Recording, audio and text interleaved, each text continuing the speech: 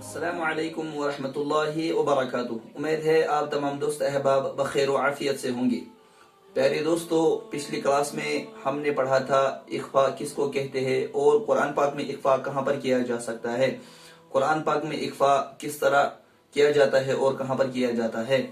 آج کی اس ویڈیو میں آج کا جو ہمارا ٹاپک ہے وہ ہے اقلاب۔ اقلاب کے بارے میں ہم نے جاننا ہے اقلاب کہتے کس کو ہیں اور اقلاب کہاں پر کیا جا سکتا ہے۔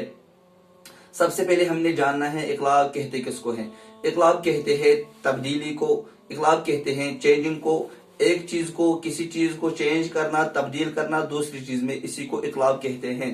تو سب سے پہلے میں یہاں پر اقلاب کا رول لکھ لیتا ہوں کہ اقلاب کہاں پر کیا جاتا ہے۔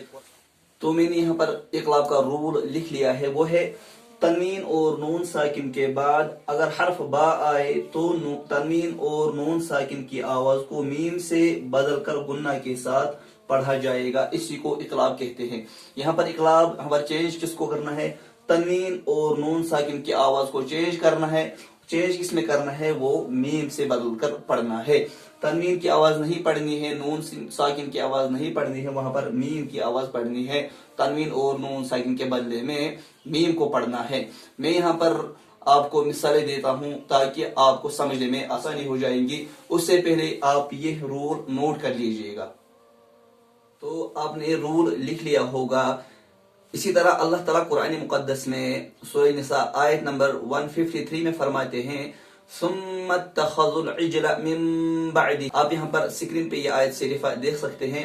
اللہ تعالیٰ فرماتے ہیں ثم اتخذوا العجل من بعد۔ یہاں پر ہے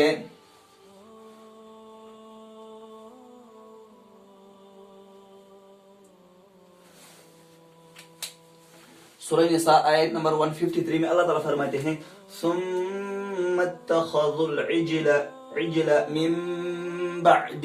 یہاں پر نون ساکن آ رہا ہے تو نون ساکن کے بعد با آ رہا ہے۔ تو میں نے ابھی رول آپ کو بتایا ہے، جب تنوین یا نون ساکن کے بعد حرف با آ جائے تو با کو، اگر حرف با آ جائے تو نون ساکن کو نہیں پڑھنا ہے، وہاں پر نون ساکن کی آواز کو چینج کرنا ہے، نون ساکن کی آواز کو ایکسپورٹ کرنا ہے میم سے بدل کر۔ ہم نے میم کو پڑھنا ہے، ہم نے نون ساکن کو نہیں پڑھنا ہے، اس لیے ہم پڑھتے ہیں ثم اتخذوا العجل من بعد۔ اصل میں میم نون زیر من بعد، ہم من نہیں پڑھتے ہیں، ہم پڑھتے ہیں من بعد، میم میم زیر من بعد۔ ٹھیک، نون ساکن کے بعد با آ رہا ہے تو ہم نے نون ساکن کی آواز کو نہیں پڑھنا ہے، ہم نے نون ساکن کی آواز کے بدلے میم کو پڑھنا ہے۔ اسی طرح دوسری آیت شریفہ میں اللہ تعالیٰ فرماتے ہیں وَأَمَّا مَن بَخِلَ وَاسْتَغْنَى۔ یہاں پر دیکھ سکتے ہیں، یہاں پر سکرین پر وَأَمَّا مَن بَخِلَ وَاسْتَغْنَى۔ یہاں پر نون ساکن ہے، نون ساکن، وَأَمَّا مَم میم ہے یہاں پر، کیونکہ نون ساکن کے بعد با آ رہا ہے تو ہم نے نون ساکن کی آواز کو نہیں پڑھنا ہے، ہم نے نون کے بدلے میں میم پڑھنا ہے، اس لیے پڑھتے ہیں وَأَمَّا مَن بَخِلَ وَاسْتَغْنَى، وَأَمَّا مَن بَخِلَ، نون کی آواز کو نہیں پڑھنا ہے، من بخیلہ نہیں پڑھنا ہے، من بخیلہ۔ اسی طرح قرآن مقدس میں آپ کہیں بھی دیکھیں، اگر نون ساکن کے بعد با آ رہا ہو تو وہاں پر با کے اوپر ایک چھوٹا سا میم لکھا ہوا ہوتا ہے، تو وہاں پر نون کو نہیں پڑھنا ہوتا ہے، نون کے بدلے میں میم کو پڑھنا ہوتا ہے، اس لیے پڑھتے ہیں وَأَمَّا مَن بَخِلَ وَاسْتَغْنَى۔ اسی طرح سورہ یونس آیت نمبر 29 میں اللہ تعالیٰ فرماتے ہیں، آپ دیکھ سکتے ہیں یہاں پر سکرین پہ ہے فَكَفَى بِاللَّهِ شَهِيدًا بَيْنَنَا وَبَيْنَكُمْ، فَكَفَى بِاللَّهِ شَهِيدًا بَيْنَنَا، شَهِيدًا بَيْنَنَا۔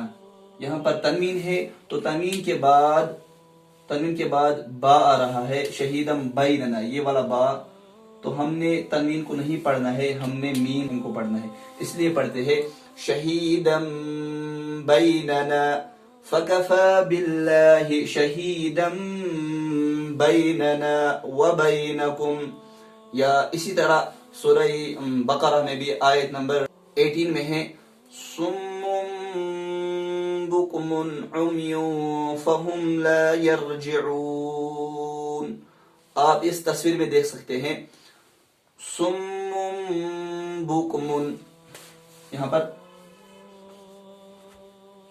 سمم دو پیش ہے تنوین، تو دو پیش کی آواز کو نہیں پڑھنا ہے کیونکہ تنوین کے بعد با آ رہا ہے، تو ہم نے پڑھنا ہے صم بکم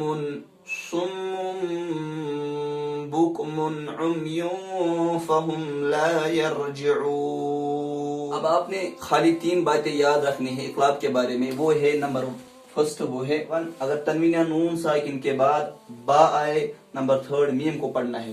تنوین اور نون ساکن اس کے بعد با آئے تو پڑھنا کیا ہے، میم کی آواز کو پڑھنا ہے. یہی 3 باتیں آپ کو یاد رکھنا ہے اور کچھ نہیں ہے اقلاب، بس یہی 3 باتیں اقلاب ہے. تبدیلی کرنا، تنوین اور نون ساکن کی آواز کو تبدیل کرنا ہے میم کے بدلے میں. تو امید ہے آپ کو یہ کلاس سمجھ میں آیا ہوگا. دیجیے اجازت، ملتے ہیں دوسری ویڈیو میں، تب تک کے لیے والسلام علیکم ورحمۃ اللہ وبرکاتہ.